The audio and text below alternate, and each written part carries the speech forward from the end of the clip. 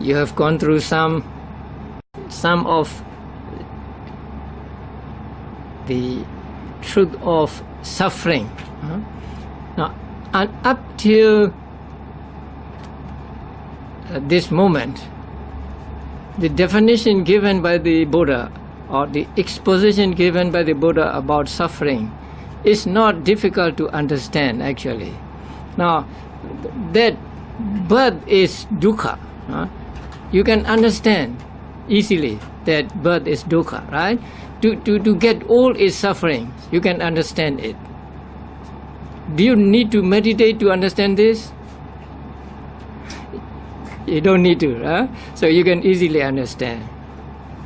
And death is suffering.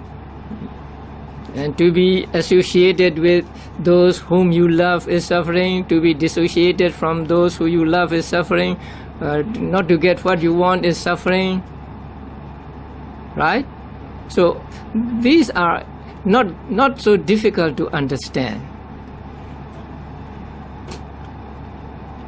Now, the understanding of dukkha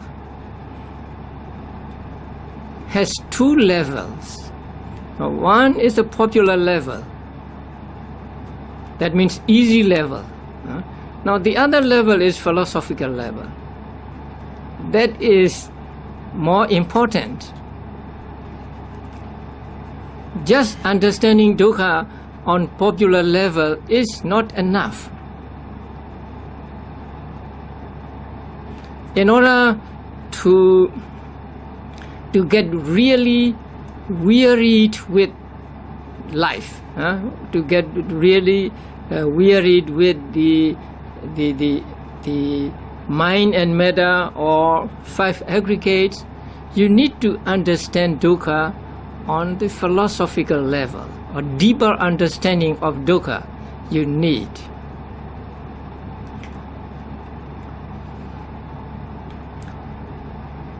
So the last statement Buddha made about the dukkha, the truth of dukkha is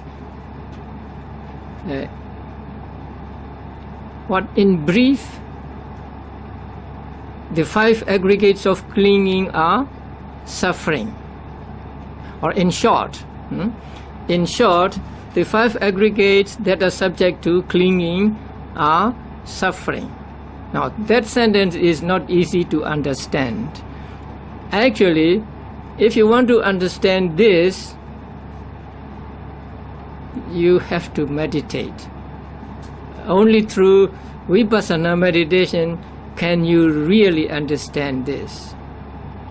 Now first, the five aggregates of clinging. Now you must understand them. You know the five aggregates? You don't know? The first one is rupa, matter aggregate. Aggregate means a group.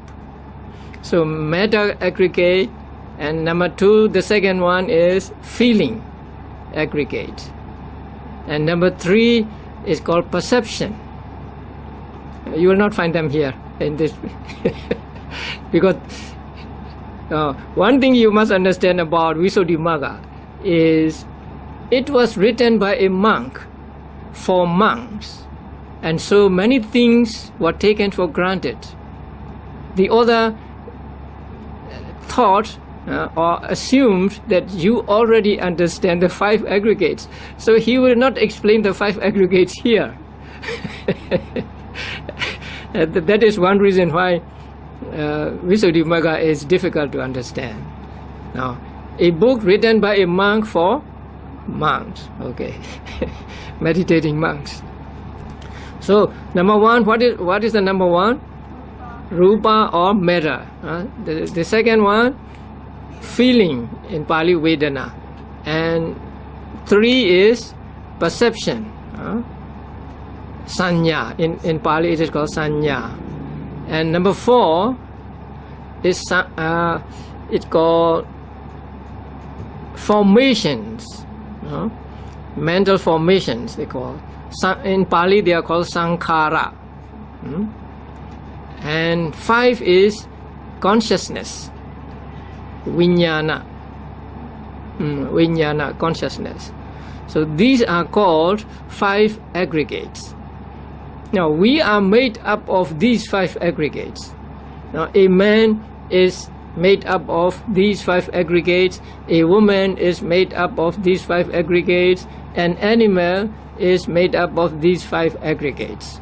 So we find all these 5 aggregates in human beings, animals, and celestial beings or devas and so on.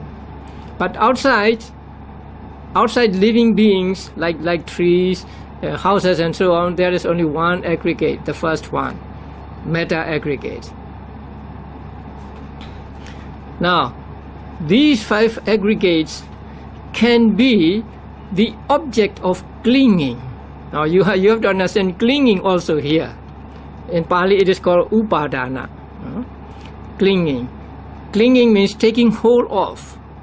Now whenever we experience an object, if we are not mindful, we always hold on to that object. Sometimes we take that object, we grasp. You understand the word grasp? To take firmly, no? You grasp or you cling to the object by greed, by attachment, or sometimes by a wrong view. You may take this thing as a permanent thing. So if you take things as permanent, then you have one wrong view. If you take things as an atta, right, as the soul, then that is another wrong view. So whenever we experience an object, we tend to cling to that object, sometimes by greed, or sometimes by wrong view. So the aggregate which we can take, which we can cling to by greed or wrong view are called aggregates that are subject to clinging. That means there are some aggregates that we cannot cling to by way of greed and wrong view. Now, in order to understand this, you have to understand Abhidhamma. Okay. For example, Nibbana.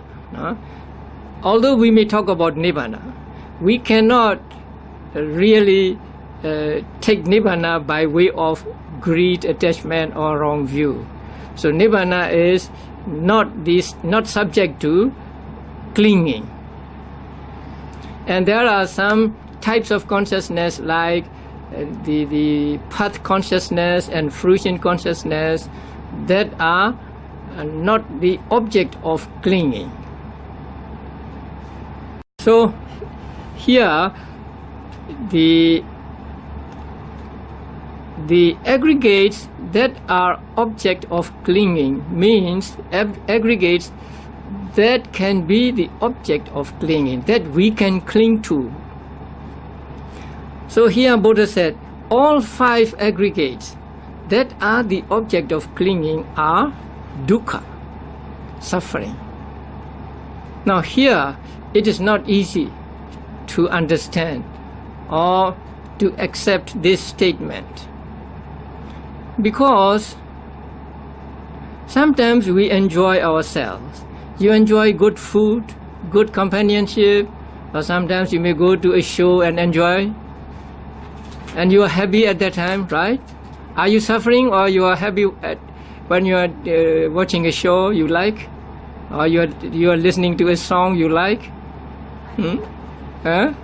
You are happy, right? Yeah. But according to the Buddha, you are suffering even at that time. Can you accept that? No? So according to the Buddha, you are still suffering at that time, although you are happy, although you are enjoying yourself, because Buddha said even the jhanas. Now when you are in the state of jhana, you are very happy. There is almost no suffering of the kind people know. But even the jhanas Buddha described as suffering. Now the immaterial jhanas are the highest of the jhanas. So when you get the immaterial jhana, you experience the highest form of the mundane happiness. But even Buddha describes them as suffering. Why? Why are they said to be suffering, or why are they called suffering by the Buddha? Now, there is a key. You must understand this. Buddha said, whatever is impermanent is suffering. Now we must understand this clearly. Whatever is impermanent is suffering. So if you want to know whether a thing is suffering or not, try to find out whether it is impermanent or not. Right? You want to know whether this is suffering or not. Then try to find out whether it has a beginning and an end. I mean, whether it is impermanent. If it is impermanent, then it is called suffering by the Buddha. And whatever has arising and disappearing is impermanent. You say something is impermanent. Why do you say that thing is impermanent? Because it comes and goes, right? So whatever has a beginning and an end is impermanent, and whatever is impermanent is dukkha, suffering. Now that is taught by the Buddha. We must understand this. So you are enjoying yourself, but that enjoyment will come to an end, right? It will not last forever. So when it comes to an end and it is no more, there is no enjoyment. So Buddha's explanation is that whatever is impermanent is actually suffering or dukkha. Here we must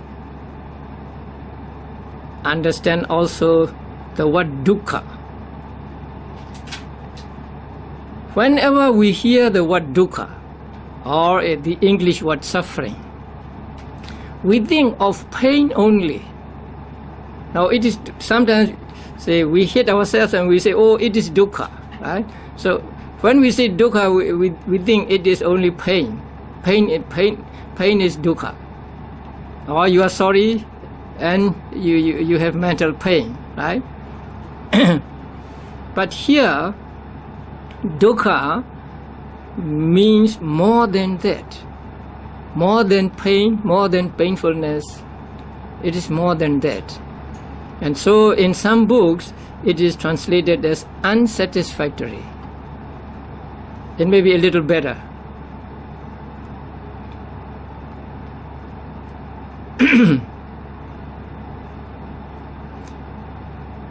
The explanation given in the commentaries is that the mark of dukkha, the sign of dukkha, is constant oppression by arising and disappearing. Now that is important. Something is called dukkha because it is constantly oppressed by arising and disappearing. That is the meaning of dukkha, not just painful. If we understand dukkha as painful, our understanding of dukkha is very shallow. So you hit yourself by accident, or you prick yourself your finger with a needle and there is pain. So you say, oh, it is dukkha, right? But that kind of dukkha you can understand without practice of vipassana meditation. But what dukkha you must understand through the practice of vipassana meditation is different. That is, being constantly oppressed by arising and disappearing. That you must understand.